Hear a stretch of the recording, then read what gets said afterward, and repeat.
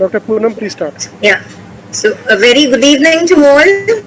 Welcome to this wonderful initiative started by the PGI alumni.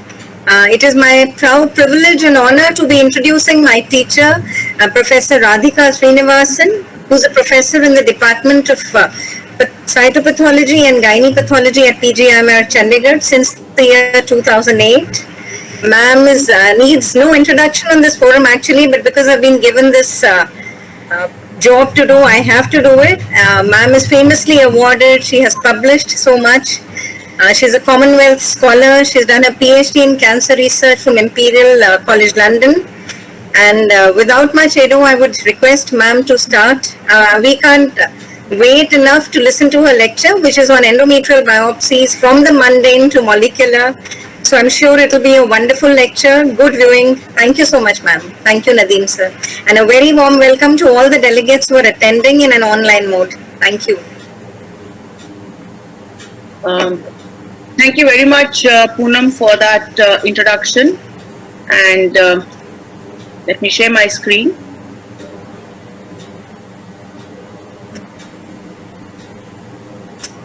At the very outset, I'd like to thank the page, the PGI Alumni Global Endeavor Working Group for having given me this opportunity to address you all this evening.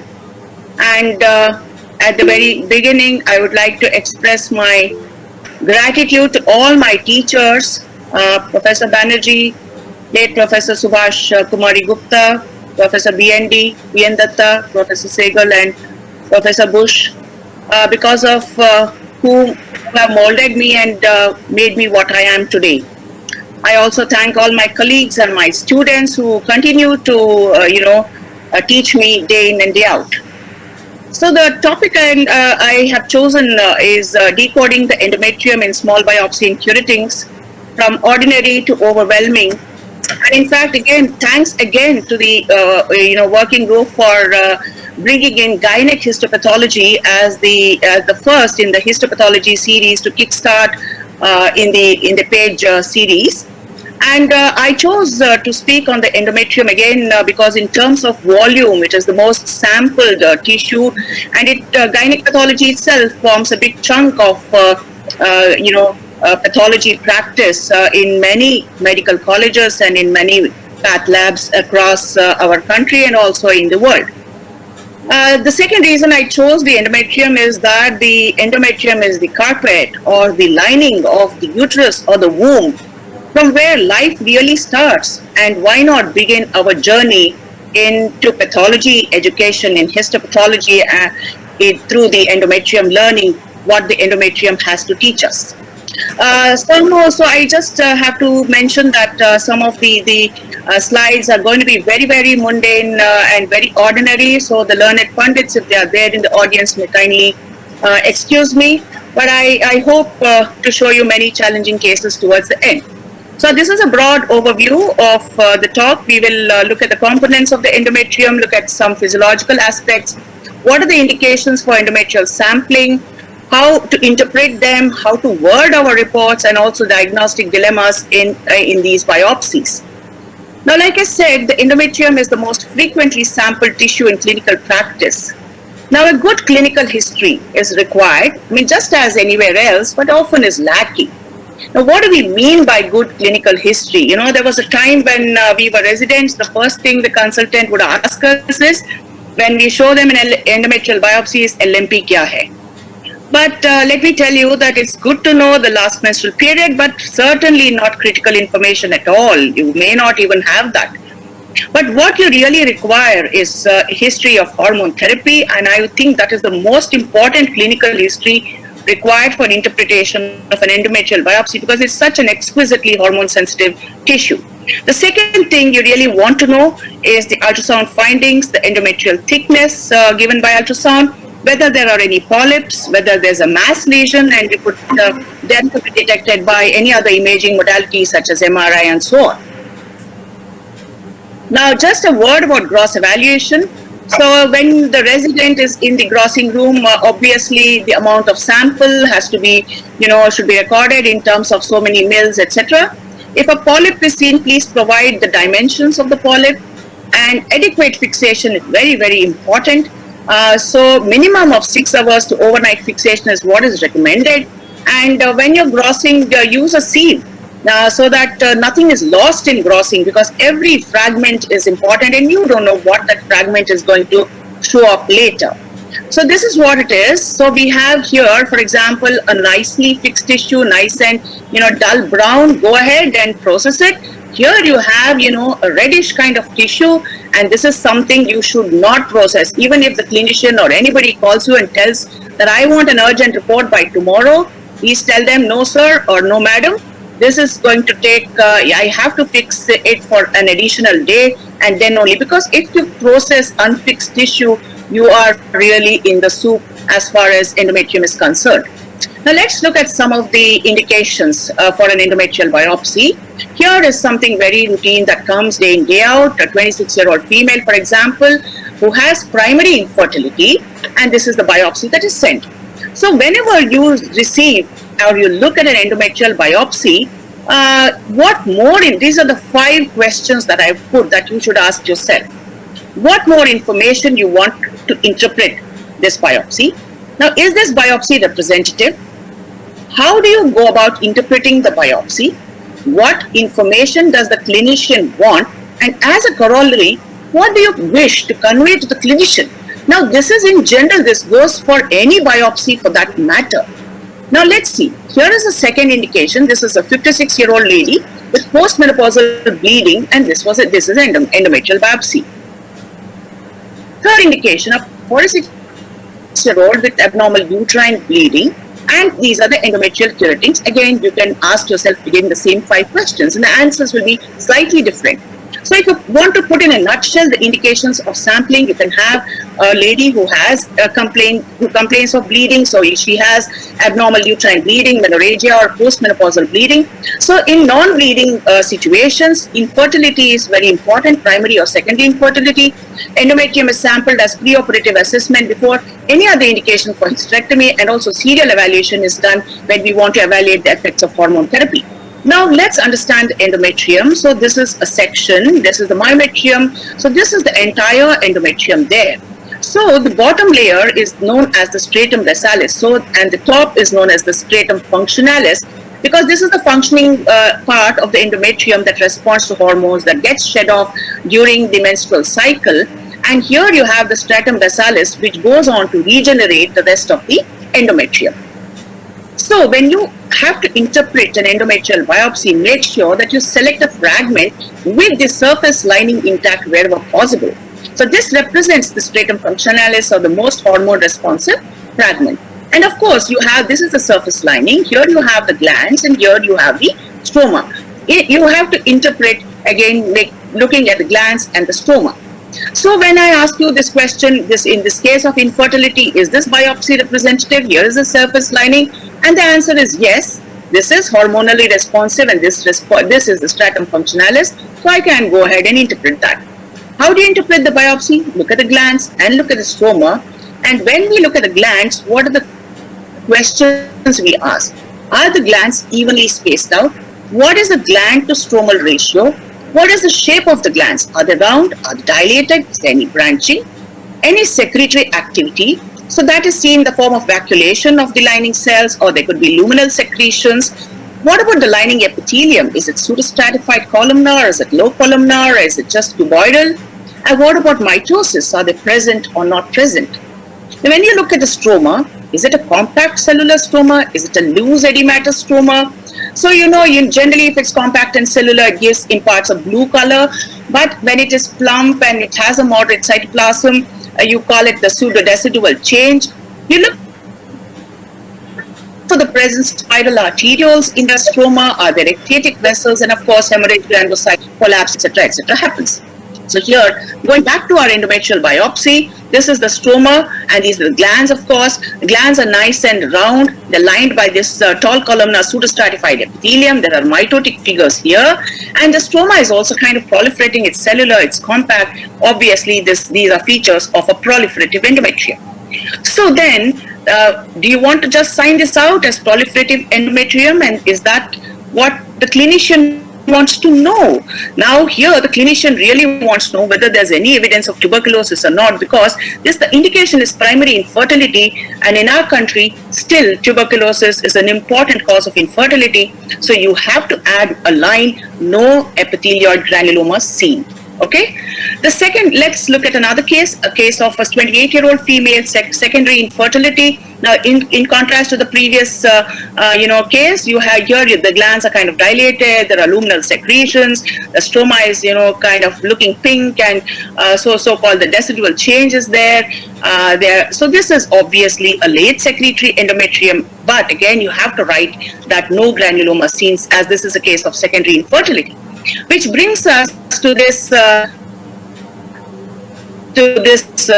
column which shows, and this is just for the sake of my younger postgraduate trainees who may be attending this talk. So you have the menstrual cycle there, wherein the endometrium, the top layer is shed off. This is followed by the proliferative phase, which lasts 10 plus or minus 2 days, which is under the control of estradiol, which is coming from the ovaries, of course, which is under control of FSH from the pituitary, in turn, which is under control of the corresponding releasing hormones. At ovulation, you have an LH surge, and then, of course, ovulation occurs, the corpus luteum gets formed, the corpus luteum secretes progesterone, and therefore now you have an endometrium that has been primed by estradiol, upon which the progesterone acts, and this is the secretory phase, and this goes on and on, which is the cycling endometrium.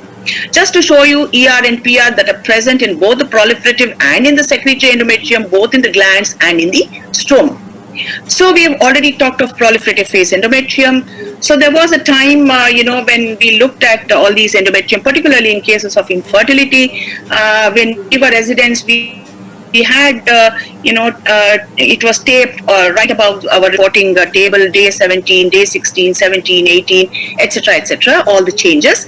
Well, it's good to know the normal physiological aspects. For example, this is uniform subnuclear evacuation, day 17 endometrium. Then you have, for example, here you have a lot of stromal edema. The glands are showing you some frayed edges that are increasing tortuosity. So this is day 21, 22. And then you have the spiral arterioles coming up in day 23. You have perivascular decidua on day 24. You have corkscrewing, which is late secretory, day 25, 26. And then the decidua goes right up to the surface lining, which is day 26. I mean, ye to humko rat liya tha when we were residents. But I think, and this, of course, the menstrual phase, there's a lot of hemorrhage there, granulocytes, fibrin, exhausted secretory glands, and then there are these stromal balls which come up there. So that's the menstrual phase. Beware of artifacts, and this is the common tunneling artifact that you see due to mechanical disruption of the gland during curettage, and of course sometimes you get this artifactual crowding because this is a fragment that lacks continuous investment of tissue and it's not connected by the intervening stroma. So here is this blue symbol now. Whenever this comes, that means you got to put your thinking caps on. So here let's look at this endometrium. I just want you to tell me whether this is proliferative or this is secretory. Put a P or an S in the chat box. So this is what was seen there. Okay. Now, apart from this, there is another fragment like this. So tell me, is this bleeding late secretory endometrium, or is this proliferative, or would you call it a mix? If it's a mix, just put P and S, PS. I'll give you 5 seconds for this.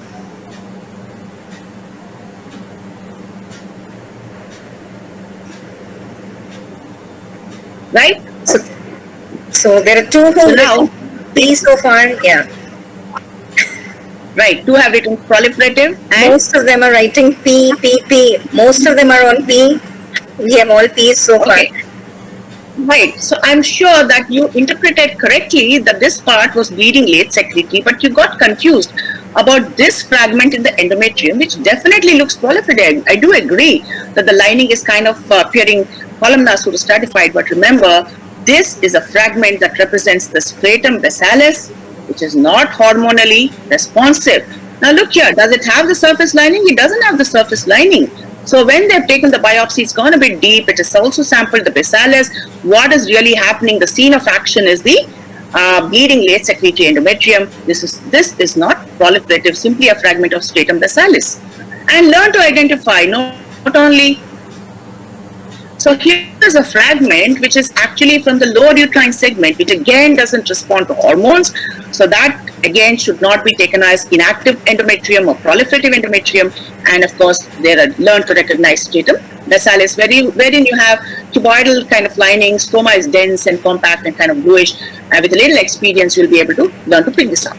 So if I have to summarize endometrium evaluation in infertility, dating of the endometrium is not required to be done as the better test. Once upon a time, they didn't have these tests when we were residents, but now it's all changed. Ultrasonography is done, a better test for determining ovulation, a lot of hormone assays.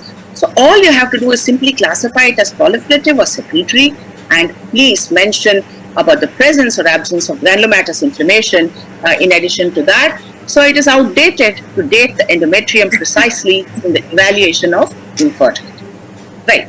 Let's move on just to show you tuberculosis in our country. You have these nice epithelial granulomas and these giant cells, etc. And this is, of course, the most important cause of infertility. Now, if you look at endometrium in the evaluation of abnormal bleeding, so in the premenopausal age, you have all these causes: gestation, abortion, retained POC. You can have ladies with anovulatory cycles, PCOS. They can have hyperplasia, and very uncommonly neoplasia. But around the perimenopausal, AUB is a common cause. So you can have normal cycling endometrium where the cause of menorrhagia is fibroids or adenomyosis. Then, of course, you have hyperplasia and carcinoma. Here's a 30-year-old lady with AUB, and there are these kind of giant cells present within this fragment. So what are these giant cells? They're just trophoblasts, and this is actually decidua of pregnancy. And of course, elsewhere, we also found these chorionic villi. So these were some just retained products of conception. And of course, another gestation-related change, as you can see, is this gland, which is lined by this kind of hypersecretory lining, better brought out here, vacuolation, clear cytoplasm, smudgy chromatin, nuclear enlargement, and the very famous area stellar reaction. And of course, learn to recognize that the decidua of pregnancy, which is different from the decidua that you see in a normal cycling endometrium, these cells, larger cells, well-defined borders, and very uniform blind nuclei. So this is another, sample, which is from a 32-year-old female. She has PCOS, continuous bleeding. So generally, this is a proliferative endometrium, but some of the glands showing some branching, some dilatation, and probably this is okay to label it as a disordered proliferative, which is of course falling short of endometrial hyperplasia. Now let's look at this 45-year-old lady, menorrhagia, 3 ml curettings, and then so this has a surface lining. You're quite okay. It is a representative biopsy, of course. So what more information you want to interpret the biopsy? I don't know if I can't get that from the audience because it's a virtual session. But anyway, we know that if you look at this, a lot of stromal edema is there. The glands are kind of dilated. It's become cuboidal, secretory endometrium. There is no hyperplasia. So the clinician wants to know whether there is hyperplasia or not. So you can say that there is no evidence of hyperplasia. Obviously, when you sign out as secretary, you mean there is no hyperplasia. But just put in a word there. So what is the most important investigation in endometrial hyperplasia is transvaginal ultrasound, which is the modality of choice. And what the clinician actually does is measure the endometrial thickness. So here, for example, is the TVS, and this thin line there you see is the thin endometrium. But here, for example, is an endometrial cavity that is showing you quite a bit of a thickened endometrium. And that, of course, they go on to measure that. 5 mm is the cutoff, and anything more than 5 mm, it's an indication for sampling of the endometrium. So going back to our case, look at these. So how do you go and interpret this biopsy now? These are the glands, that is the stroma. So again, this is hyperplasia because there is no progesterone, but there is unopposed continuous estrogenic stimulation. There are architectural abnormalities, glandular crowding is there, there's dilatation, there's distortion, increased glandular stromal ratio. Now the question here, the ET is 8 mm, obviously abnormal. Is there cytological atypia? So we will talk about that, but this is a case which some of you may sign this out as simple hyperplasia without atypia. Somebody may call it cystic glandular hyperplasia. The older people may call it adenomatous hyperplasia, but all these terminologies are now, superseded. The terminology that the WHO recommends is endometrial hyperplasia without atypia. Very simple. So hyperplasia without atypia, sometimes you can see irregular vacuolation that itself does not make it a secondary change. It can just be there.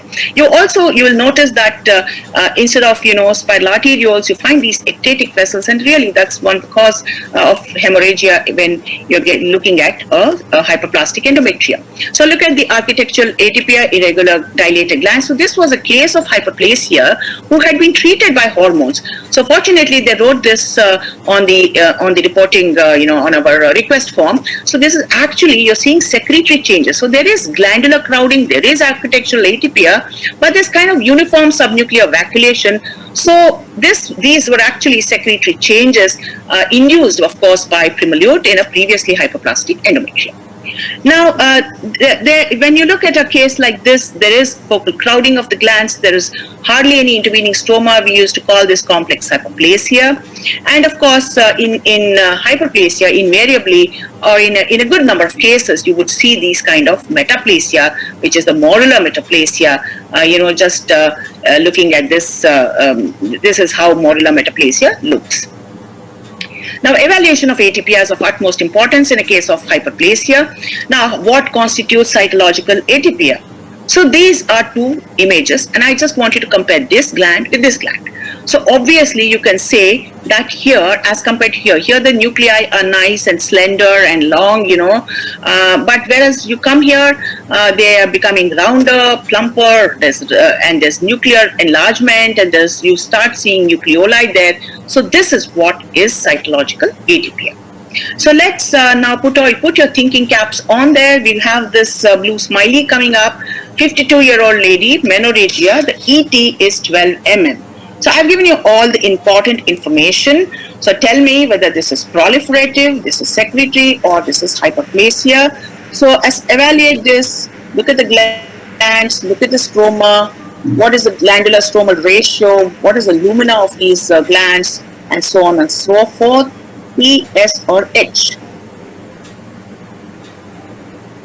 So we have 3 H. Most of the people are writing H. I think we have 5 answers so far. 5 with H. Now, the second question, it's not enough to just call it hyperplasia, like I said. Now tell me, is there atypia? Y for yes and N for no. Is there atypia in these cells or not? So I told you cytological atypia means that you have nuclear rounding. Let's see, look at whether there are nucleoli. Here I can spot a mitotic figure there. So we have multiple yes and 1 no. Okay, so majority for yes, I agree. So this is complex atypical hyperplasia, to use the older terminology, or simply currently it is just atypical hyperplasia.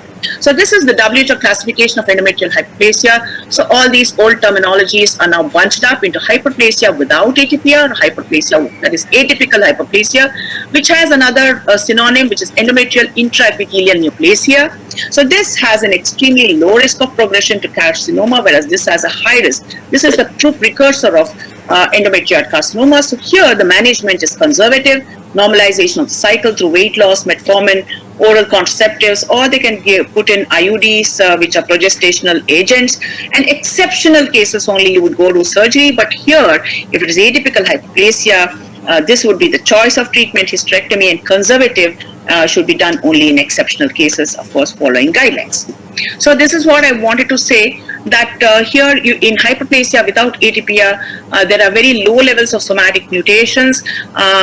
You get coexistence in just less than 1% of the case, and this is very low risk of progression. But look at here, coexistent invasive carcinoma can be seen in 25-33%, and the RR for progression to invasive carcinoma is so high. So this is why it is important. So simply saying don't complex is completely irrelevant. What is relevant is whether there is cytological atypia or not. So just to show you another case, this was a lady, we signed it out as hyperplasia without atypia. She had this Mirena coil IUD, and they did a check biopsy 6 months down the line, and what you see are these inactive glands, a nicely distalized stroma, complete response. So this is, the old term pill endometrium. I don't like it, although we use it, but what is important to write is that there is no evidence of hyperplasia, and that the endometrium, in comparison to the previous biopsy, shows an excellent response, shows a good response to the progestational agent administered. That is something you have to include in your report. Now let's move on to postmenopausal bleeding, which is another common indication for obtaining an endometrial biopsy. And these are the various causes: atrophy, proliferative, hyperplasia, polyps, carcinoma, and so on. So here is a case of, of an endometrial biopsy in a case of postmenopausal bleeding. All you see are some fragments like this.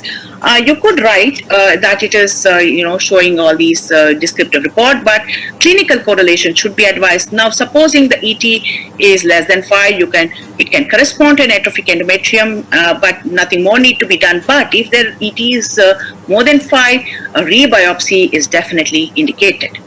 Let's look on another case of where you have the biopsy for postmenopausal bleeding. Again, this is showing some proliferative endometrium, a little bit of crowding there maybe, but again, please mention that there is no hyperplasia, there's no carcinoma in your report. That is reassuring. So let's look at this case, a 40-year-old lady spotting on and off, and this was sent to us as endometrial curettings, but this is what we saw. So what more information you want, and how would you go about it? You could call up the clinician and say, what do you want to know in a 40-year-old lady with this kind of thing? Well, I would call up the clinician and ask them, have you done an ultrasound? And yes, in this case, they had done an ultrasound, and then they told me that it was actually a polypectomy, but by mistake, they had written endometrial curettings, but this was actually a polypectomy done. And of course, this is the entire polyp. I've tried to stitch up this section. That was the polyp there, and this was the showing all these kind of hyperplastic endometrial glands, so this was actually a hyperplastic polyp. So polyps can present as AUB, they can be intermenstrual bleeding, postmenopausal bleeding. How do you recognize a polyp? Is by these kind of fibrovascular stroma that is present, and you could have different types, the functional polyps and the hyperplastic polyp, and of course sometimes you can get malignancies, particularly carcinoma sarcomas, which can present as polypoidal mass lesions. Now this is, for example, be careful, evaluate the polyp thoroughly, look at the surface. This is actually an endometrioid carcinoma which is arising in the context of a hyperplastic polyp.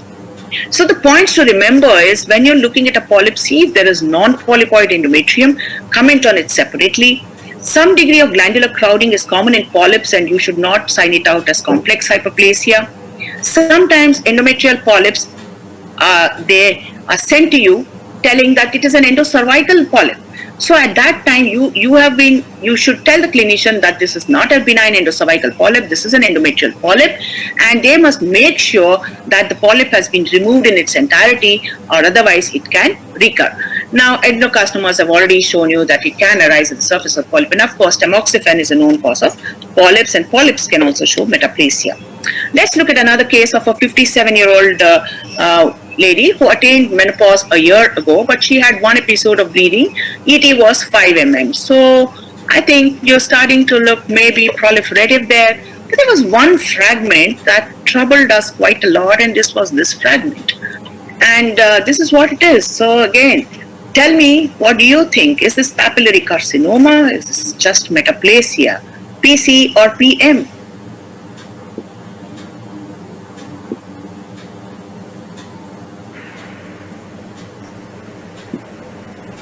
Okay, so answers so far PM.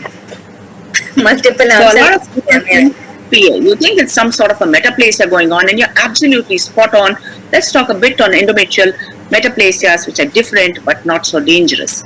So endometrial metaplasia in general, remember, they are due to continuous hormonal stimulation or some irritative stimuli there, and they tend to be associated.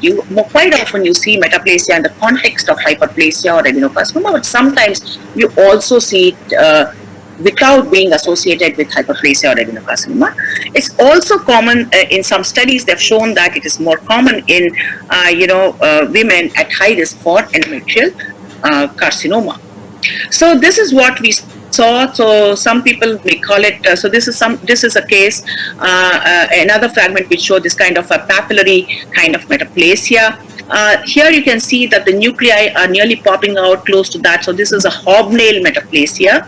So generally these metaplasia, usually they are papillae without, these are not papillae with fibrovascular course, but when it is very florid, you could think of, endometrial intraepithelial carcinoma, which is the precursor of serous carcinoma, which would be excluded by P53 IHC. So again, just to show you this kind of hobnail metaplasia at high magnification.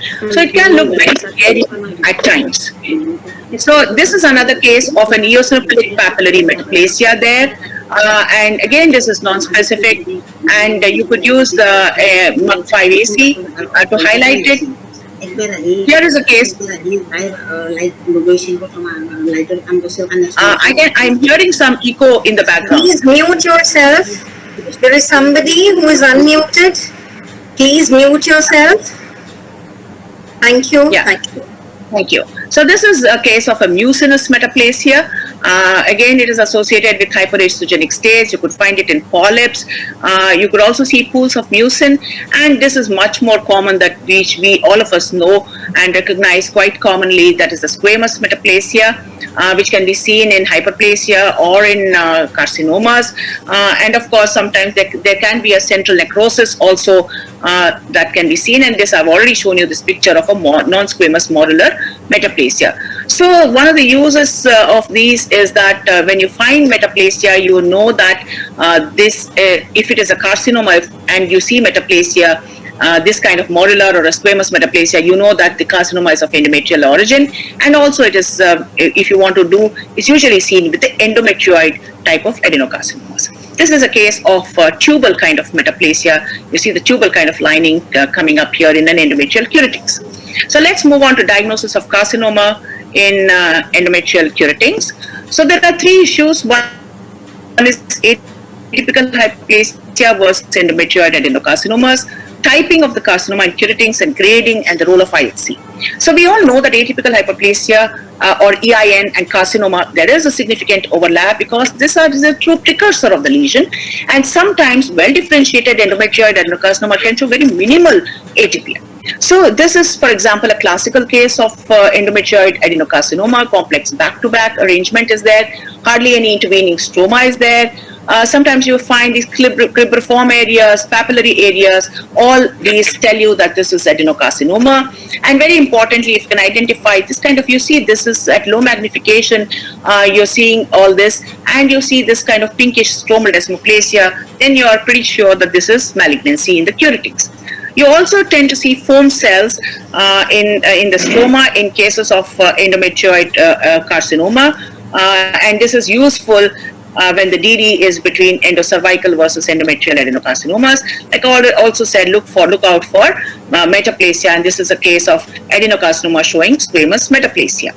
So the significance of stromal invasion is that in curetings where you find a lot of stromal invasion, the stromal desmoplasia that I showed, myoinvasion was more often seen in the resected specimen.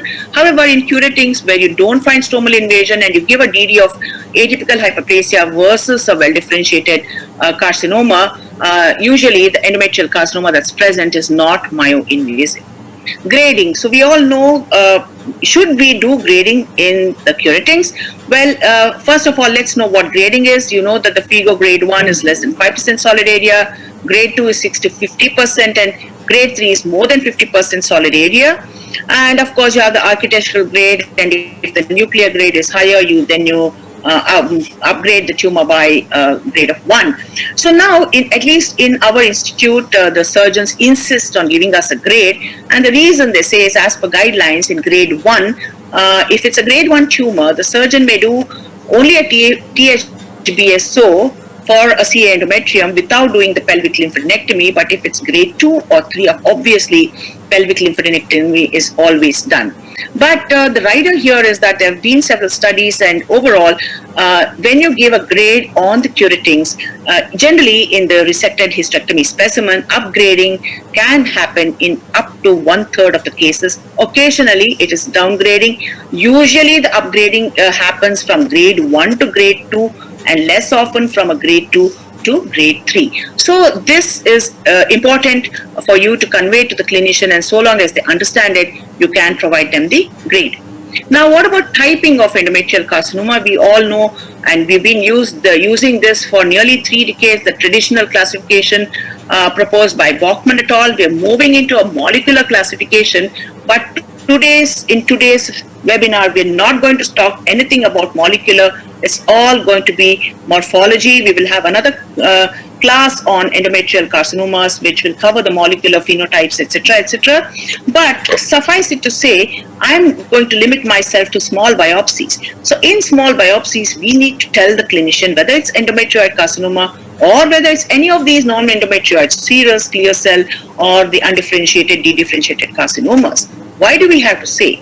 Because majority of these, the type 2, the non-endometrioid carcinomas, by default, they are high-grade tumors, and therefore they behave more aggressively, they're managed more aggressively. So if I sign out as a serous carcinoma, the surgeon is going to do a THBSO, a pelvic lymphadenectomy. They will almost certainly do a para-aortic sampling, if not a lymphadenectomy. Omentectomy is also done. Peritoneal washings are taken, and when we get the specimen, we also should perform what is known as the CFIM protocol is advocated when you're crossing the resected specimen for a serous carcinoma, which is the prototype of the type 2 endometrial carcinomas. So here is in the curettings a case of serous carcinoma. So you see this obvious, you see the papillae which are short, thick, fibrotic, highly pleomorphic nuclei, lots of mitosis, and what is important, sometimes you see this glandular papillary kind of architecture, and at low magnification it may look, oh, this is looking like an endometrioid, this is all stratified columnar lining, but look at the nuclear pleomorphism, very coarse chromatin, hobnailing at places. So this is all the features of a serous carcinoma of the endometrium. Now, if you do IHC P53, now this tumor, the signature is a P53 mutant type of positivity. So you see this nice positivity in more than 70% of the tumor cells. As patchy ER can be present, PR is almost certainly negative. The next prototype is the clear cell carcinoma of the endometrium. So this was in a lady who had postmenopausal bleeding. You see this papillary, tubulocystic, you can have solid patterns, clear cytoplasm, and also you can see hyaline globules at higher magnification. So here is a case. Now this is for you, for the audience, again, 57-year-old lady, postmenopausal bleeding. I just want you to say whether you think this is endometrioid or non-endometrioid. So there is one proportion like that and one there, but this is what the solid, more solid areas look like, and here is it. What do you want to call it? Let's put 1 or 2 for simplicity. So okay. So somebody has typed in, Dr. Tulasi says endometrioid. Right? Right. Just one answer. Correct. So one answer. Okay. So you do have a component there which is looking endometrioid, but the majority of the component is clear cell. So therefore, you would sign this out as clear cell carcinoma of the endometrium. And also, we have untitled carcinomas wherein you have the differential diagnosis of a high-grade ESS, serous adenocarcinoma, carcinosarcoma, and so on. And this is on the, remember that sometimes they can be pan-CK negative, but they can be Vimentin positive, but they're also positive for EMA and cytokeratin 818. You have, in order to rule out ESS, you would do the other markers like CD10 and SME. And of course, P53 and IN3 are positive. Here is a case of a 42-year-old lady, AUB, came as AUB, and these are endometrial curettings. So this is one component, which is the better differentiated component. Here is the more poorly differentiated component, and this is actually a dedifferentiated carcinoma. Again, they have to be managed aggressively, and whenever there's an abrupt transition from a well-differentiated to a poorly differentiated area, you should go and call it dedifferentiated, and this should not be signed out as an endometrioid carcinoma grade 2.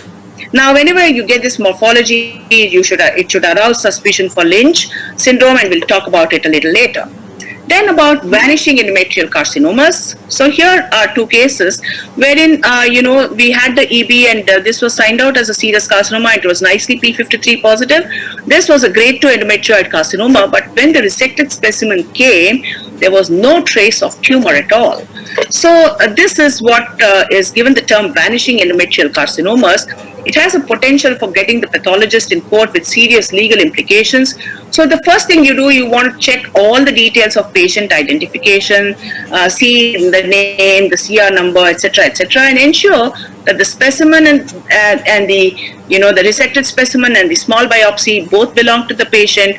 You go and retake specimens, completely block the endometrium before you declare that there is no malignancy. Most importantly, just inquire if any hormone therapy has been given to the patient. Then you have to word out your report very carefully, say that it is likely, also speak to your clinician before you give this report out, then say that it is likely that the carcinoma was completely removed at the time of biopsy and curettage, and that there is no residual cancer. Now, this is seen in about 1 to 1.5% of the cases of carcinoma endometrium. This is considered as stage A1, potentially good prognosis, and no further treatment is indicated in most of the cases. And this is our paper wherein we have published a small series of 5 cases on this phenomenon. Now we'll look at a series of cases. So if there are any questions at this point of time before we go to the case discussion, I'll be happy to take them. Are there any questions? Ma'am, there are a couple of questions. Yeah. So I'll just read them out to you. So one question is regarding the EIN and the polyps. So I think I've lost it somewhere. So Dr. Sharan Chandrasekhar has asked, EIN is a subset of atypical hyperplasia, or are they both synonyms? Well, they are synonyms. Some people use endometrial intraepithelial neoplasia, some people use atypical hyperplasia. It's a synonym. Right. And Dr. Nikumb has asked whether there's an absolute criteria to diagnose EIN and the criteria to diagnose disordered proliferative endometrium. No, disordered proliferative endometrium is a very subjective, diagnosis. Some people, even if they see one gland which is slightly dilated or branching and the rest of it is proliferative, they would go and put it as disordered.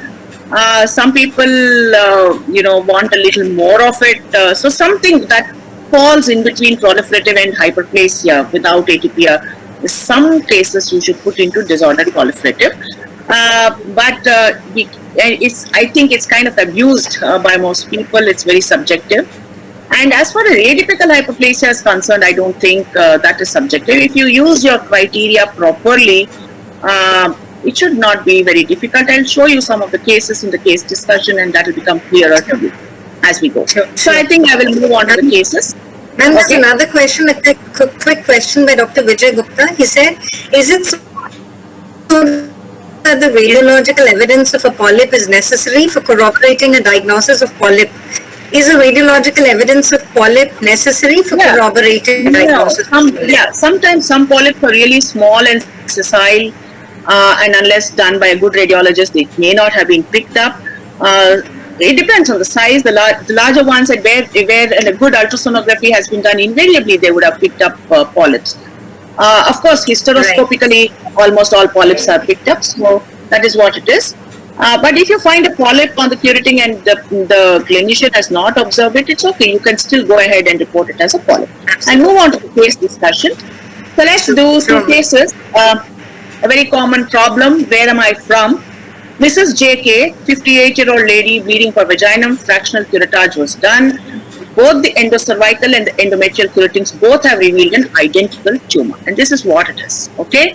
So it's got glandular areas, lining is by, this kind of a pseudostratified columnar epithelium, crib forming back to back. It's an adenocarcinoma, no doubt. Is it endocervical or endometrial?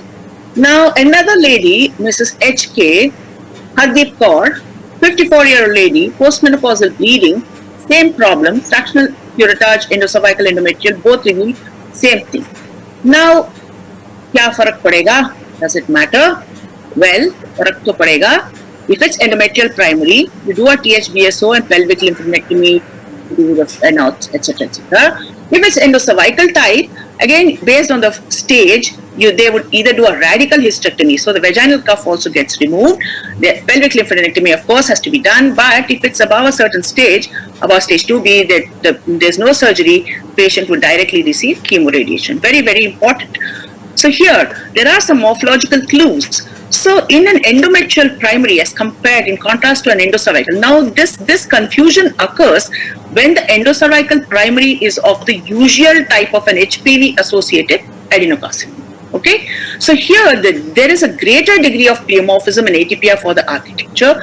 You can see floating mitosis and numerous mitosis, including floating mitosis and apoptosis.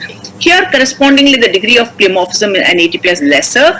You can, if you see modular or squamous metaplasia, it clinches the diagnosis. If you see stomal foam cells, it again favors endometrial adenocarcinoma. Look carefully in the morphology before you jump on to IHC. Now, in the IHC, this is the panel that we put a P16. You don't have to put a PR, you only have to put an ER, and Vimentin is, of course, useful.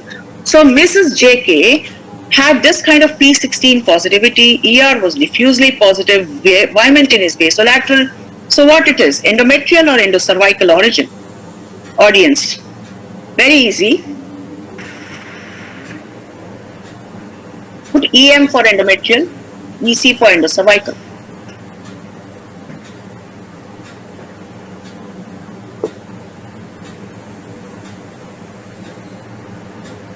So obviously this is an endometrial primary because the P16, this is virtually, this is not really positive, just that most of them said endometrial primary, isn't it? And yeah, correct. A nice P16 block positivity like this, complete patchy ER can always also be there in endocervical primary. So don't think that it's completely negative for ER. You can get patchy ER, but the Vimentin is positive only in the stroma. It's not there in the really in the tumor cells. So this is typical of an endocervical primary. Let's go to the next case. A 62-year-old lady, postmenopausal bleeding, endometrial curettings were obtained. So now look at the architecture like that. There are this kind of papillary projections, tall columnar cells, and of course you have, this is the nuclear character there. Now I want to ask you, what is the histological type? Write what histological type, whatever you feel. Or do you want to go ahead, put IHC? We'll talk about that. So it is this, and then it is this.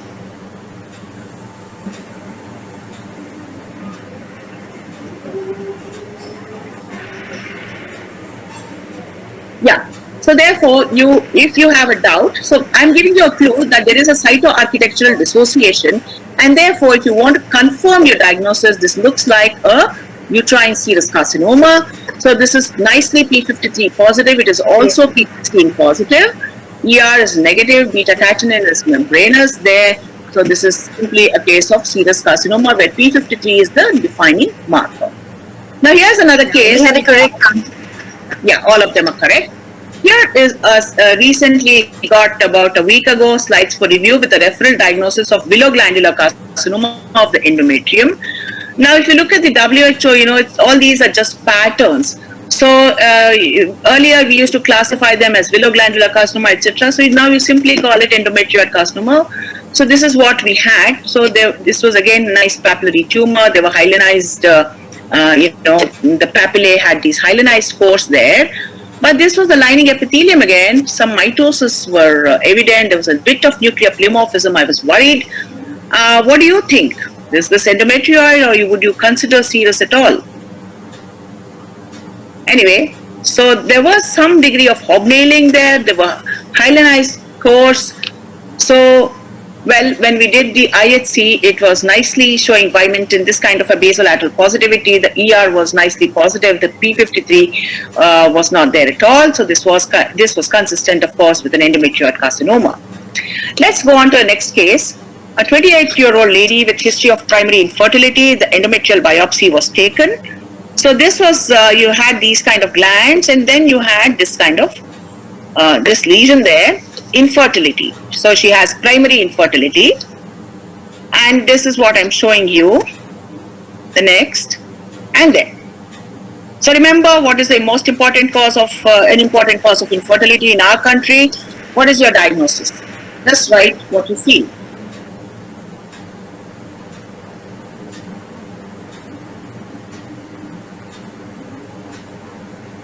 So people have written granulomas. Most of them have said granulomas. Somebody's written tuberculosis. Thank you so much. So yeah, this is what was the sign out by the consultant. Granulomatous endometritis, AFB was negative, please correlate, etc., etc. So she was put on ATT for 6 months. The status quo was there.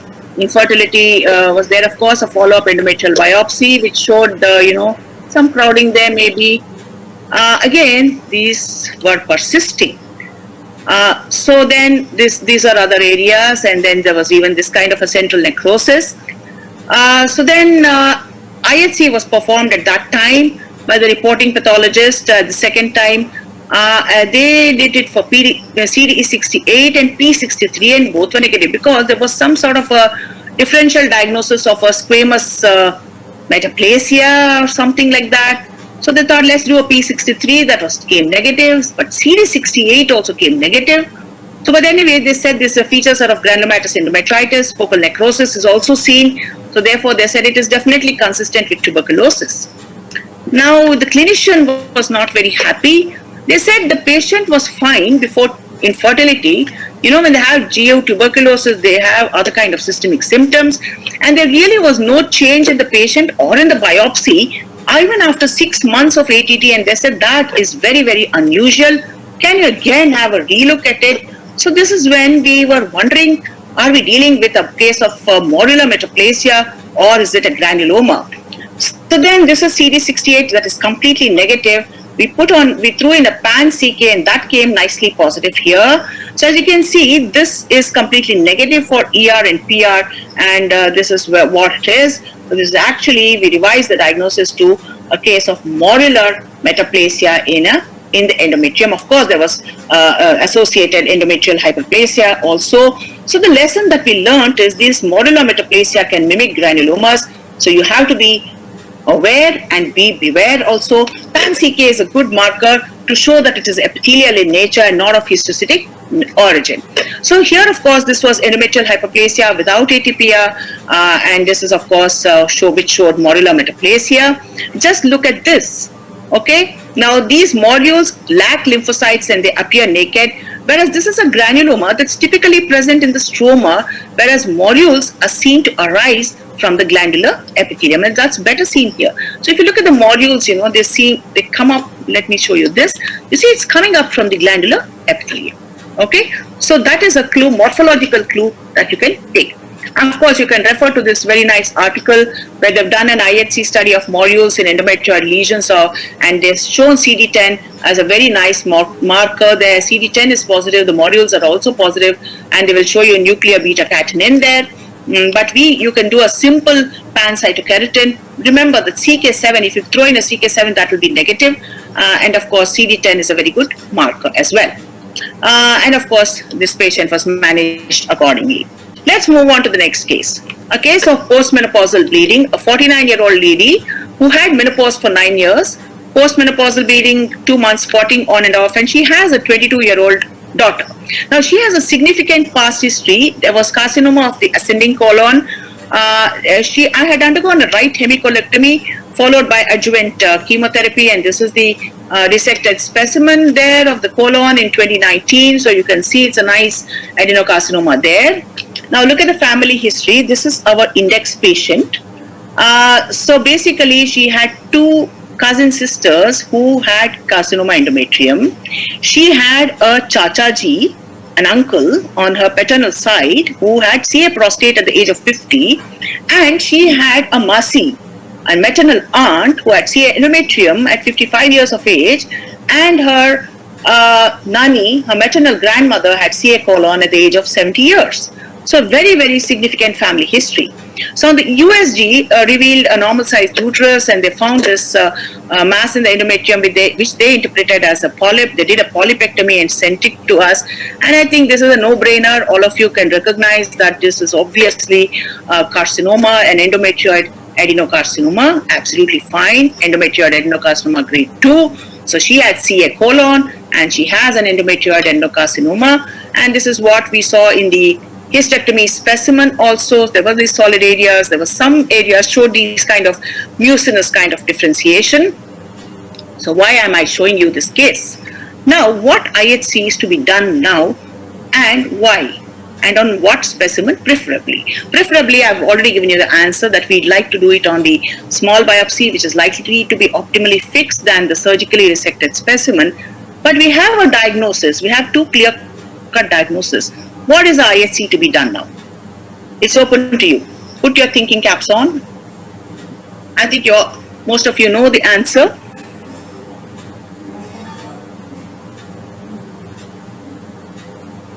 Any answers?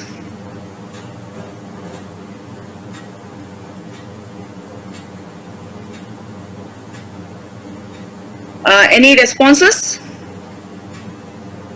Hello? Just wait a minute. Okay. Actually, the responses are coming slightly late. Sure. I can wait. Let's wait.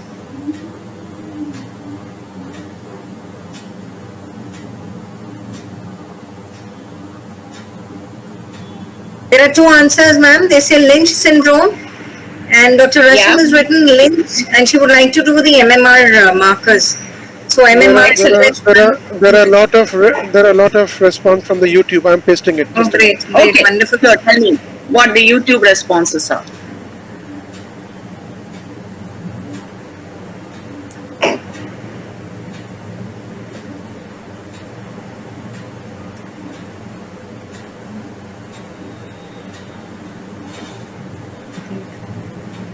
So most of them have said MSI panel, MSI, Lynch syndrome. So mismatch repair. MMR. Correct. Everybody. So this, right. So we do put MSI, yes. The way you test for MSI is a little different, but when we talk MMR is the mismatch repair protein immunohistochemistry. MSI is a molecular test, of course. When you look for microsatellite instability using the MSI markers, which is done by PCR-based techniques. So the four MMR IHCs are MLH1 and PMS2, which go hand in hand, and MSH2 and MSH6, which go hand in hand. So when you have to interpret these, so this is what we got. We have to look at the internal control in the form of the stromal cells, which should show positivity, and it should be a nice crisp nuclear staining there. So these were of course retained, and of course in MLH1 and PMS2 again the nuclei were all brown, but we got a bit of a background, but maybe if we get something like it, it's a little bit difficult to interpret that, but these are absolutely fine. So anyway, we reported that MMR IHC was probably retained. But in the meanwhile, this was discussed in our tumor board, and it was decided that as she has such a strong family history, that irrespective of what we say, that they are going to get a genetic testing, and thanks to MedGenome, we have this nice report by them where it says that there is this is the exon 3 of MLH1, which shows these missense mutation, and of course there was a change from glutamic acid to aspartic acid because of this mutation, and this was an autosomal dominant inheritance. In addition, there was also a variant of uncertain significance seen in the MSH2 exon 15, MSH2 gene in exon 15, but this obviously was pathogenic. But this is what had our initial IHC had shown, and fortunately by then we had got antibodies, a second set from another company, and now this really showed us the correct MLH1 where the internal control is positive, and these are the tumor glands which are completely negative for MLH1 and PMS2, and of course these two were retained. So one has to beware of artifacts and not go and interpret this as a positive staining. So MMR IHC is important in endometrial carcinoma because loss of any one of those markers is an indicator of microsatellite instability. So whenever you have loss of PMS2 and MSH6, it's due to genetic factors, whereas MLH1 is most often due to epigenetic factors due to promoter hypermethylation, and so also some cases of MSH2 can be due to promoter hypermethylation. And recognition of Lynch is very important as these subjects are prone to develop other malignancies.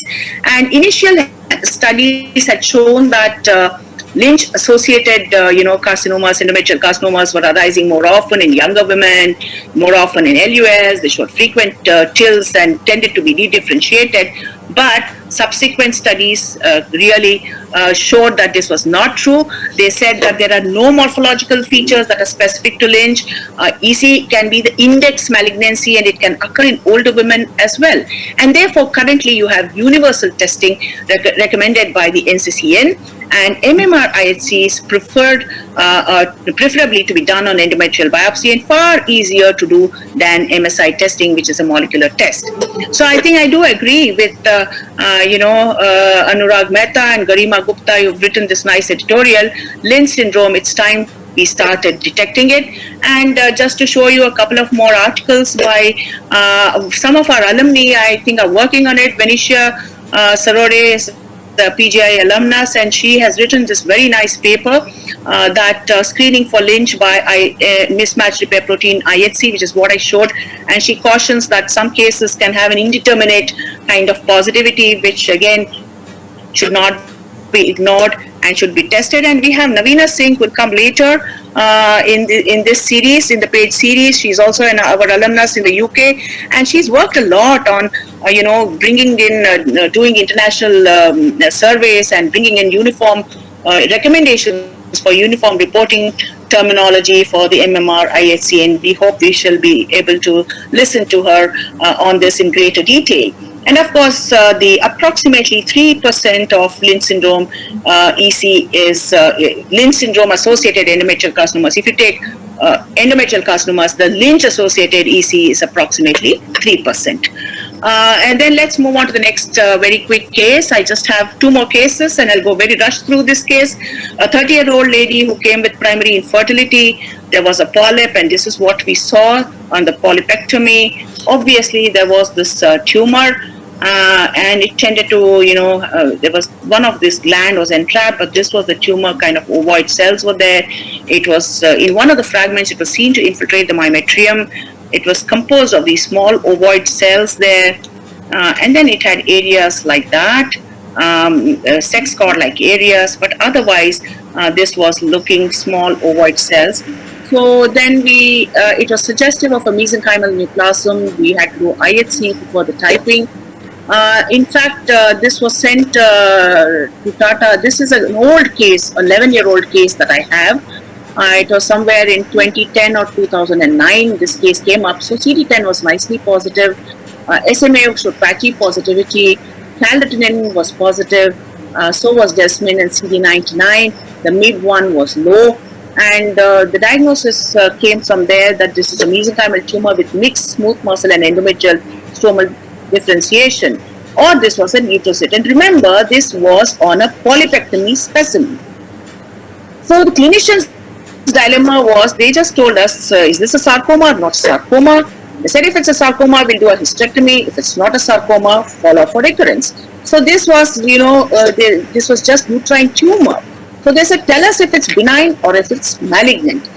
And in fact, this was 11 years ago, no further imaging studies were done, and I had to sit and counsel this patient in my own office. The clinician said, you'll have to explain to the patient. So anyway, we put ahead and we said that it is a sarcoma, and of course it is mixed lineage sarcoma there. A hysterectomy was performed, and basically, to cut a long story short, again we saw this myoinvasive tumor, which also showed LVSI. So this was actually turned out to be a low-grade endometrial stromal sarcoma with polyphenotypic differentiation, or an ESS with sex cord-like elements. And why I was showing you this was really, really challenging, and my head was literally on the chopping block, and I was really sweating when I was doing the grossing of the resected hysterectomy specimen and praying that a tumor be there. She was just 31-year-old. She was infertile. So you could read up more about these things. And what the lesson we learned was, irrespective of whatever you can do, a lot of IHC and this and that, but at the end of the day, the surgeon was asking me, tell me, is it, infiltrative tumor, is it a sarcoma or not a sarcoma? So we had to go back to morphology, and assessment of morphology is so crucial, and IHC is only secondary to morphology. And fortunately, post-hysterectomy, this patient had decided to adopt a child from within her family, so it had a happy ending. So this is my last case. So we all know every woman's desire is to be a mom, and this is a rocking mom with her two lovely kids in the rock garden. So here is a 31-year-old lady, primary infertility, and this is a very recent case, just all happening in the last 3 months, I would say. Again, primary infertility, continuous bleeding, endometrial curettings. Later on, initially we didn't have the ET, but later on I got to know that the ET was 11 mm. So this is the EB that was taken. Now put on your thinking caps. I'm not going to do any talking, and you're going to see the slides and decide for yourselves what you're going to report this as. So these are the glands. So here is something happening. Central necrosis also there. Now have a look at the nuclei.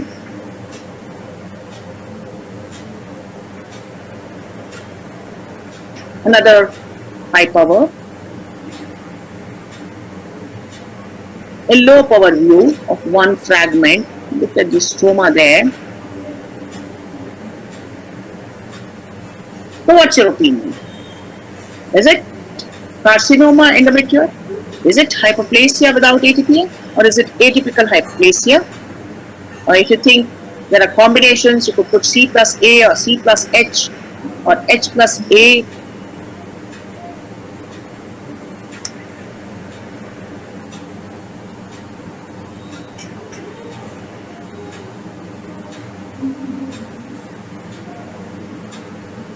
So we have a few answers, ma'am, and they've said A so far. So that's atypical hyperplasia from 4 of the, Okay. yeah, and one person, Mayur Panki is written carcinoma.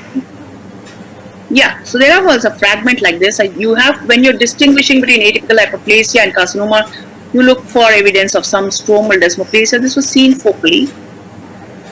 So somebody's written they want to exclude a hormonal change. Yeah, this patient has not received any hormone therapy. She just had continuous bleeding, 1-year-old primary infertility, so no hormone at this point of time. So most of the answers are C. Right. So predominantly it was atypical hyperplasia with focal endometrial adenocarcinoma arising in this context. So this is what I said. We said it's atypical hyperplasia, but there is a focus which is suggestive of endometrial adenocarcinoma, and I showed you that one fragment with a little bit of stromal desmoplasia in it.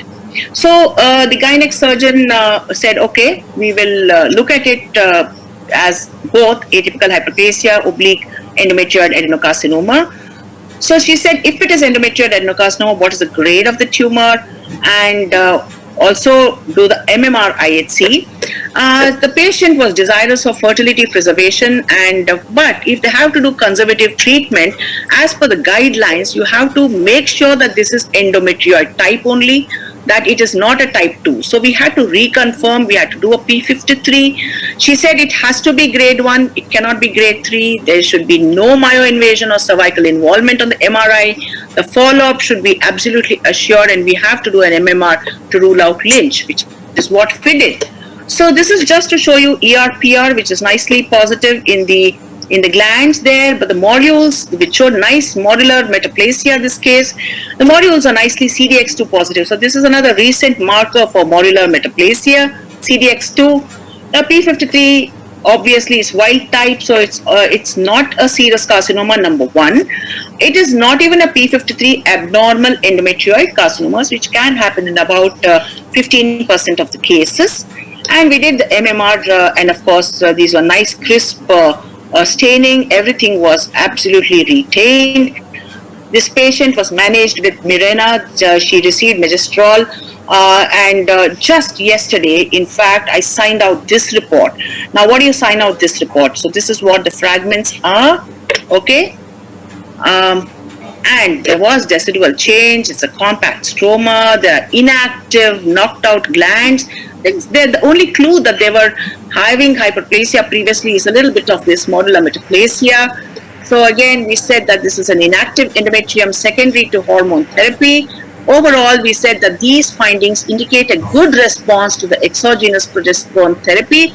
Of course, we also referred to the previous biopsy.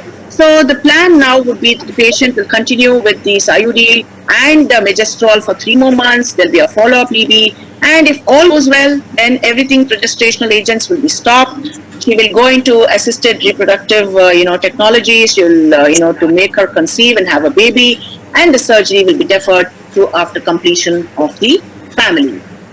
So here is the take-home message. Ensure adequate fixation, good quality sections. Endometrium is exquisitely hormone sensitive, so you need to have history of hormone therapy, essential for in some of the cases. And I've taken you through the classification of hyperplasia, the diagnosis of polyps and metaplasias, the typing and the grading of endometrial carcinomas, and of course it's time for us to diagnose Lynch syndrome and discuss challenging cases in MDT meetings, and also with the concerned clinician to do your best for the patient. And I have taken you from the very run-of-the-mill ordinary cases. These are lilies which come up after every rain, to this overwhelming, to some of the very challenging, overwhelming cases. And this is the overwhelmingly beautiful Brahma Kamal, which blooms only once in a while, and an exquisitely beautiful flower. And with this, thank you very much again for being patient with me. I've overshot time by, I think, 5 minutes or so, and apologies for that. And if there are any pressing questions, comments by other experts who may be in the audience, it's very welcome. It's open. Thank you, Poonam and Nadine. Thank you so much, ma'am. Thank you. Ma'am, there are a couple of questions. So, Dr. Rajalakshmi says, what are the indications for doing a frozen section in endometrial carcinoma? Right. Anyway, this is outside the purview of this talk, which was decoding the endometrium in small biopsies. Now, again, there is a very big institutional variation in frozen sections. There are some institutions which would do a frozen section for carcinoma endometrium to look at the depth of myoinvasion. But you see, the sort of grade and the histological type is always with the clinician already knows that on the biopsy diagnosis. But so the frozen is only done for assessing depth of myoinvasion, and that also has good accuracy in some hands and not so good in others, and some people do not recommend it at all, and some people are okay with it. So at least we don't follow that, and our clinicians use MRI, which is in fact nowadays the current modifications of MRI technique are so good that their accuracy is shot up to nearly 80% in predicting whether it is less than 50 or more than 50% myoinvasion. Right. So we don't do it. We use MRI. Right. Thank you, ma'am. This Dr. Thonmoy is saying how to differentiate willow glandular endometrioid carcinoma versus serous endometrial. I think I'll stop sharing my screen now. Will that be? Sorry. What was the question? Ma'am, so how to differentiate willow glandular endometrioid versus serous? Right. So I told you that willow glandular is just a pattern in endometrioid carcinoma. Wait, I think I should stop screen sharing there. Yeah. And serous, of course, so It's a pattern. So serous can have some areas which mimic viloglandular, but generally the nuclear pleomorphism and the nuclear atypia is high-grade nuclei are seen in serous. So, but when in doubt, you could always go and do the P53, which is a very good marker of serous carcinomas. So there's somebody who's asking, Dr. Rashim says, how do you interpret the P53? Is it like entire or null? So how would you like to report that out? Yeah, fortunately, null pattern positivity, where it's completely negative, is much less common in the uterine serous carcinomas as compared to the high-grade serous carcinomas in the ovary. In the high-grade serous carcinomas, approximately 15 to 20% can show null positivity, null pattern positivity, where you can use P16, which can show you diffuse pattern of positivity. But in uterine serous carcinoma, it's even very low.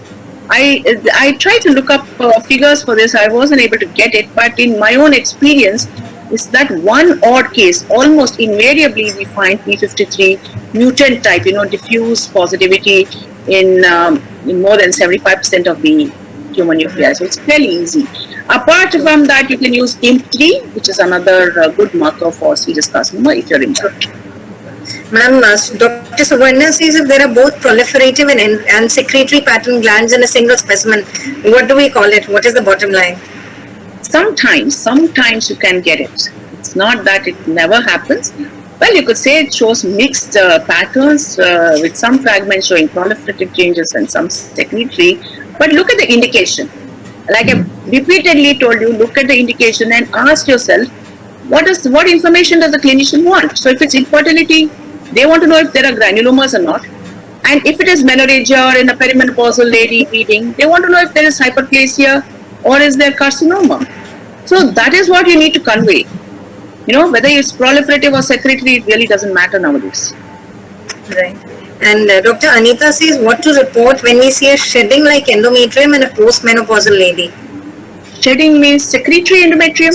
No, she means menstrual pattern endometrium with a lot of hemorrhage, stromal bruise. Yeah, sometimes, in a postmenopausal lady, if it's a bleeding endometrium, you will find menstrual kind of endometrium, just hemorrhage, fragmented glands.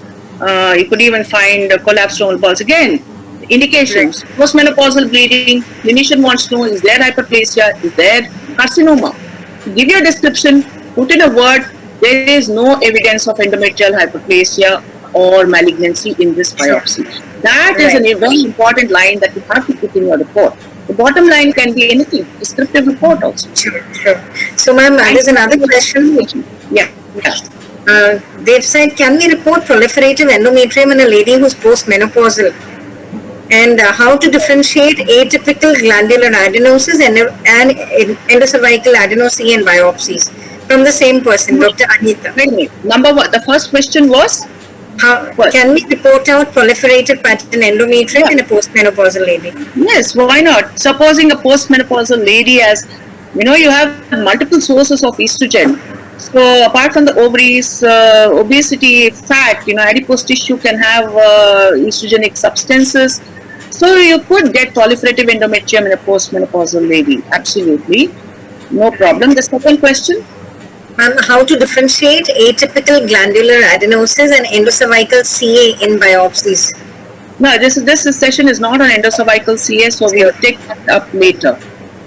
We'll skip it. Right. So, any points to find DUB type bleed in endometrial? I'm not very sure about that. I don't dysfunctional. So, Dr. Sharon is asking, any points to find the dysfunctional uterine bleed in endometrial biopsies? I mean, he means to say that if you get an endometrial biopsy from a case of AUB, is there anything to tell us that this is from bleeding happening? So, AUB is, dysfunctional is, there are some physiological or functional causes you rule out. So, there is nothing like that. You will just find bleeding endometrium. You have to find the cause for AUB. Again, what the clinician wants to know is there hyperplasia, is there malignancy? That is what you need to report. Okay?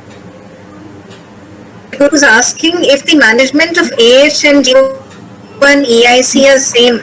So, do cases which show gray zone histology? Management for atypical hyperplasia and grade 1 endometrial carcinoma, they are the same. So do we really need to give specific diagnosis for cases which show gray zone histology?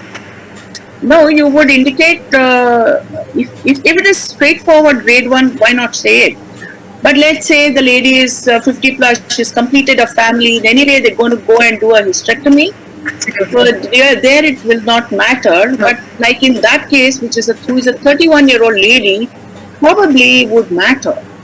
You know, if I went and signed it out as endometrial carcinoma grade 1, or if I said that it is atypical hyperplasia and then there's just a small focus with, I think, this possibility of carcinoma, now there's a big difference in the way this case can be managed. You know, so that's important. Right. So there's another question. I don't think it really needs to be answered on this forum, ma'am. It's for you to decide. Dr. Loma is saying, how many percentage of cases which are PAC8 negative in pelvic SOL? And in that case, how to prove a Mullerian origin? No. I think we'll talk about this in the ovarian section whenever that comes. Absolutely. Okay. So this you have to limit your questions to the topic. To endometrial biopsies. Absolutely. Yes. And your problems and challenges that you have come across. Yeah. So if any other person wants to contribute, Dr. Santosh is there, anyone else, Nadeem is also there. If they want to share anything from their experience of reporting endometrial biopsies in their own practice, very welcome. Vishnu sir has joined in and he's commented, he's written a very positive comment. So, okay. So very decent talking, very decent. Okay, thank you, sir. We feel so proud to hear Radhika give such a presentation. Enjoyed it. I joined a bit late, but it was fantastic. Thank you. Thank you. I introduced a lot of cases only because Dr. Bush asked me to make it interactive.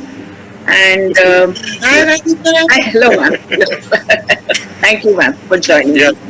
Thanks. This was exactly the direction we wanted. It's problem solving, clinical case based. Otherwise, routine lecture, topics they can read from books or listen to any of the lecture. So you really hit the nail on the head. Thank you. Thank you so much. Thank you so much.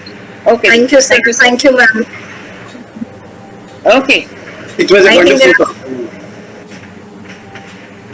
Thank you. Thank you, sir. Thank you so much, ma'am. It was an absolute wonderful presentation. Thank you so much.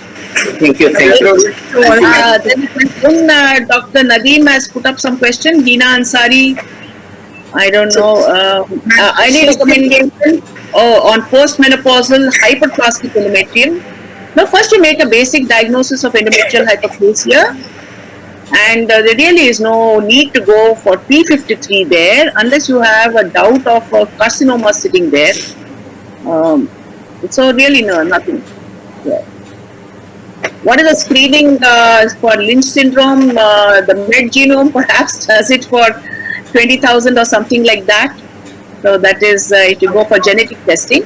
Right. But MMR IHC 4 panel, I think I do not know. We charge 1,500. So in private sector, rates are variable. I won't be able to tell you the rates in the private sector. Right. I think we can call it a day. Thank you so much, ma'am. Thank you for your precious time. Thank you, ma'am. And a big hearty thank you to the audience for joining in. And without them, this wouldn't have been very